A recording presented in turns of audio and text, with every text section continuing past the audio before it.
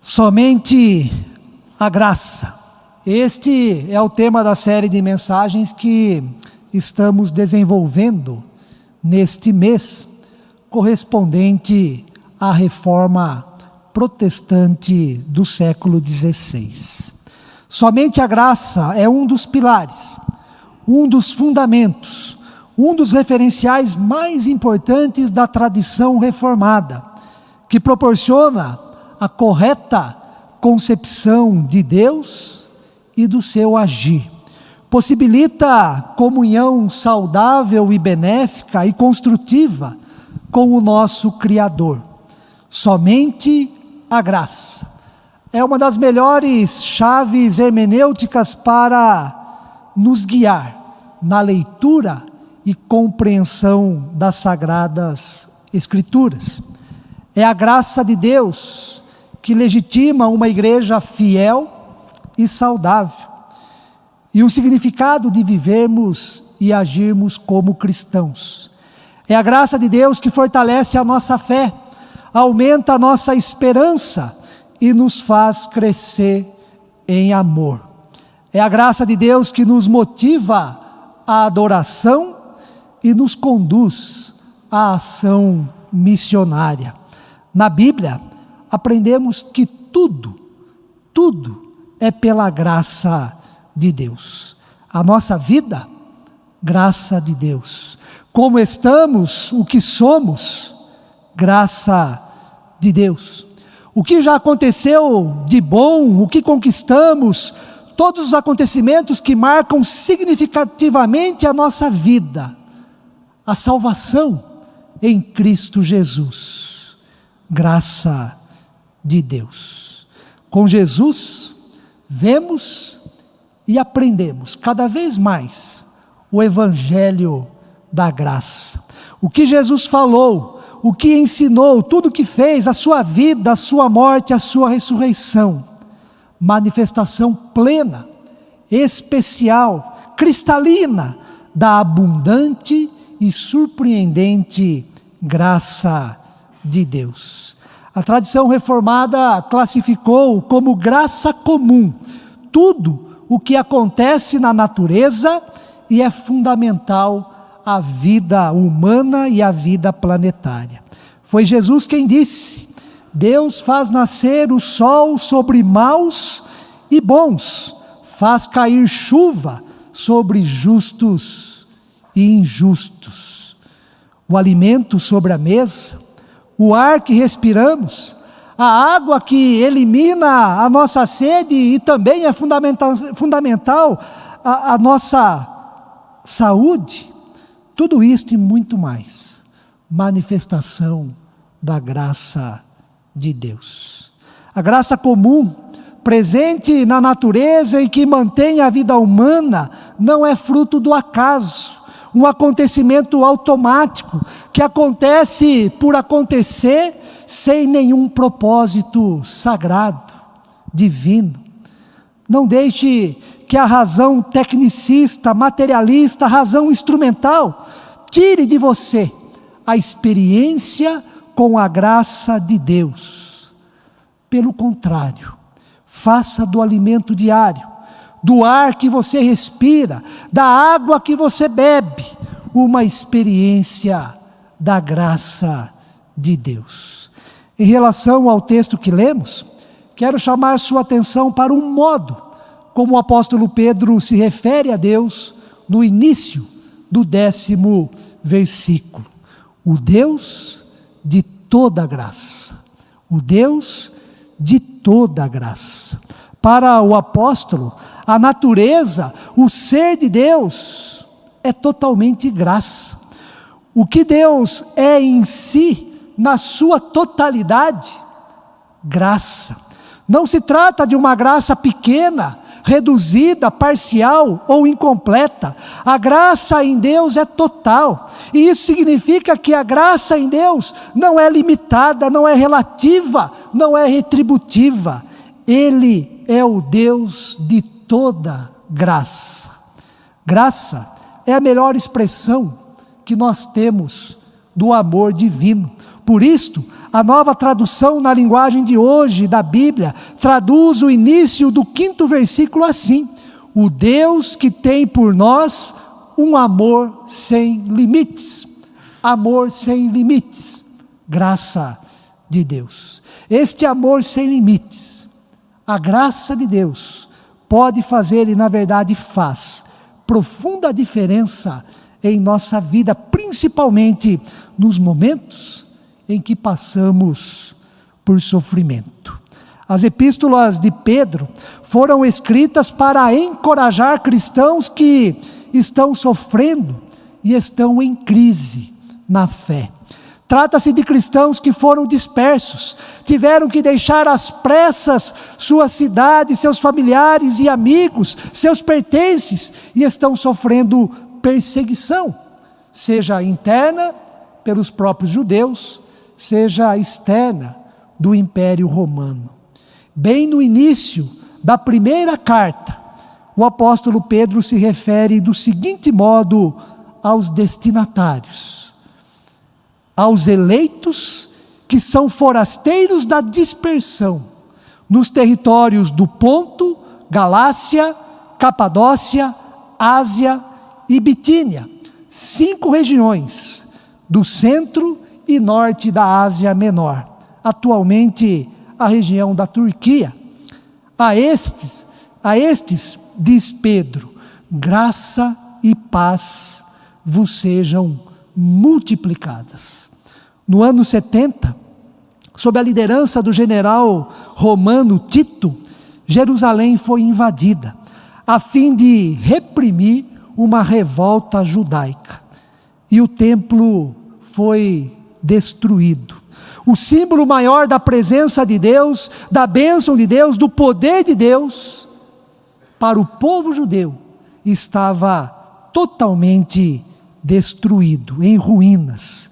E por causa da perseguição que se desencadeou, muitos cristãos e judeus foram dispersos, tiveram que sair correndo de Jerusalém, e isso causou a chamada dispersão dos cristãos também. O propósito de Pedro é então animar e fortalecer seus leitores, a fim de que mantenham, em meio às perseguições e sofrimentos, uma conduta pura, honesta e digna daqueles que professam a fé em Cristo Jesus. Em 1 Pedro, no capítulo 5, versículo 10, vemos que o Deus de toda graça não está distante, não abandona seus filhos e filhas no sofrimento, na crise, na dificuldade. Pelo contrário, o Deus de toda graça faz um chamado, um convite especial por meio de Jesus Cristo. O versículo 10 nos diz assim: ora, o Deus de toda graça, que em Cristo vos chamou à sua eterna glória. Ou seja, o destino das pessoas que sofrem em Cristo, por causa de Cristo, é a participação na eterna glória de Deus. O chamado para a eterna glória de Deus não ignora os sofrimentos que temos e que passamos na vida. Porque no mesmo versículo assim nos diz: depois de terdes sofrido por um pouco, ou seja, durante o sofrimento, vem a ação do Deus de toda a graça. Por quê? O versículo termina: e Ele mesmo vos há de aperfeiçoar, firmar, fortificar e fundamentar. Numa sequência mais construtiva, a versão da Bíblia de Jerusalém assim nos diz: Ele mesmo vos restaurará, vos firmará, vos fortalecerá e vos tornará inabaláveis. E o texto termina com uma doxologia: a Ele seja o domínio pelos séculos dos séculos. Amém. Com isto, nós aprendemos que, em primeiro lugar, o Deus de toda graça nos sustenta. O Deus de toda graça nos sustenta. Até mesmo nos momentos mais difíceis que passamos, e estamos sujeitos às perseguições, às perdas materiais e financeiras, o fim do relacionamento, as decepções da vida, a enfermidade, o luto. O Deus de toda graça nos sustenta. O que nos sustenta é a graça de Deus. Em meio aos sofrimentos, Deus, em toda a sua graça, nos ampara, nos consola, nos fortalece e nos dá esperança, até mesmo no enfrentamento da morte, pois em Cristo somos chamados para participar da eterna glória de Deus. Em segundo lugar, o Deus de toda graça nos salva de uma vida sem graça. Como cristãos, corremos o sério risco de ter uma compreensão reduzida, pequena e pobre da graça de Deus. Corremos até mesmo o risco de nos perdermos e vivermos na perspectiva da não graça.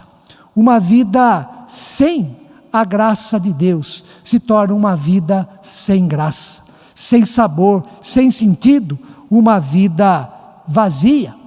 Philip Yancey, no seu livro Maravilhosa Graça, o qual recomendo para todos os irmãos e irmãs, um livro maravilhoso sobre o tema da graça de Deus. Neste livro, Maravilhosa Graça, no capítulo 3, intitulado Um Mundo Sem Graça, faz a seguinte afirmação, abre aspas: como os habitantes das cidades que já não percebem mais o ar poluído, nós respiramos, inconscientes, a atmosfera da ausência da graça.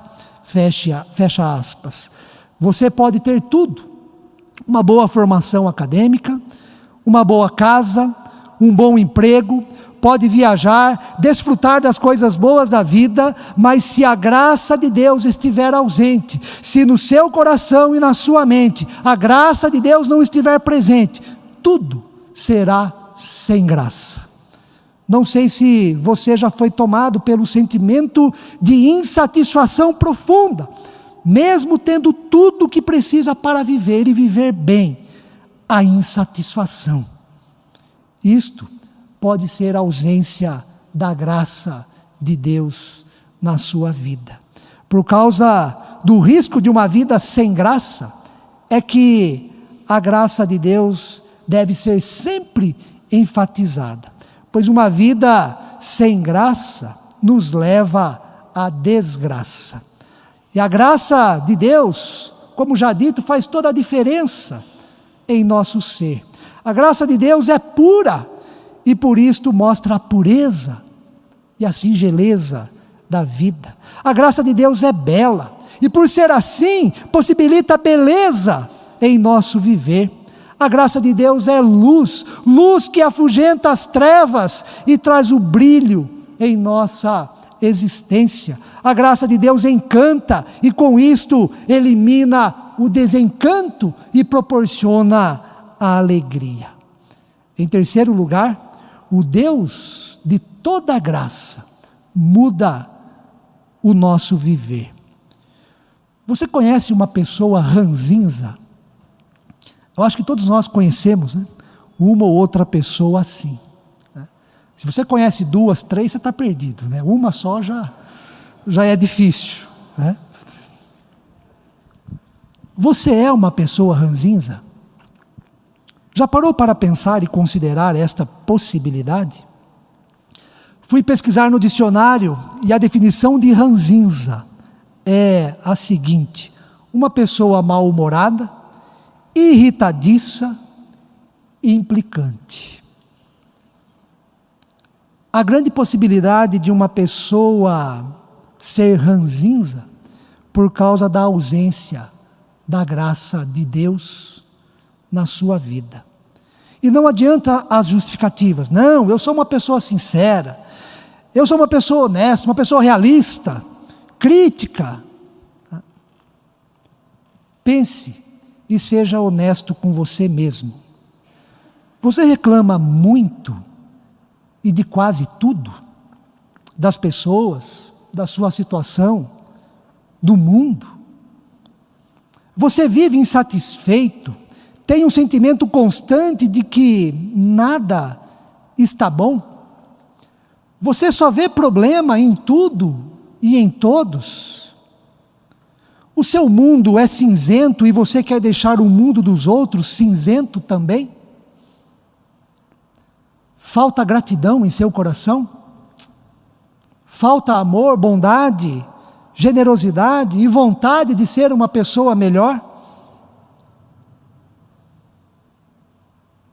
Se você respondeu sim para algumas dessas perguntas, sinto em dizer, você está com sérios problemas em relação à graça de Deus na sua vida. O que o Deus de toda graça tem a dizer para mim e para você na manhã deste domingo é o seguinte, atente bem para isso. Em Cristo, eu te perdoo de tudo. Eu não levo mais em conta os seus erros, os seus pecados. A minha palavra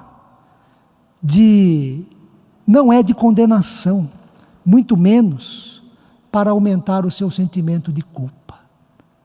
A graça é libertadora. A graça é confortadora. O que Deus tem a dizer para mim e para você, sendo Ele o Deus de toda graça nesta manhã, é, em Cristo, eu te aceito. Você é meu filho, você é minha filha. Eu sou o seu pai amoroso, cheio de amor, o Deus de toda graça.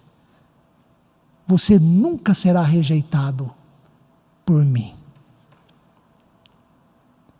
O que Deus tem a dizer para nós na manhã desse domingo, a partir da sua graça, é, em Cristo, eu te dou a oportunidade de uma nova vida. Uma vida marcada pela graça, pela pureza, pela beleza. Uma vida iluminada. Em Cristo, eu te dou satisfação, alegria, vida em abundância. Em Cristo, eu te chamo, eu te convido, e só peço uma coisa: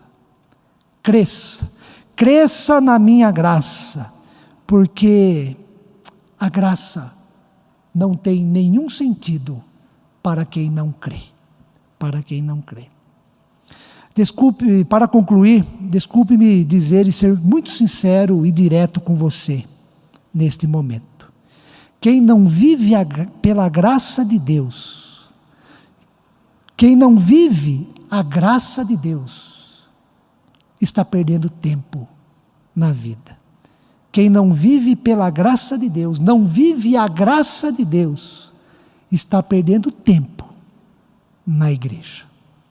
Portanto, faça este compromisso com Deus, de crescer na graça do nosso Senhor. Ele é o Deus de toda graça, e Ele pode nos abençoar de uma maneira muito impressionante e impactante, e assim vivermos melhor. Que o Senhor assim nos abençoe.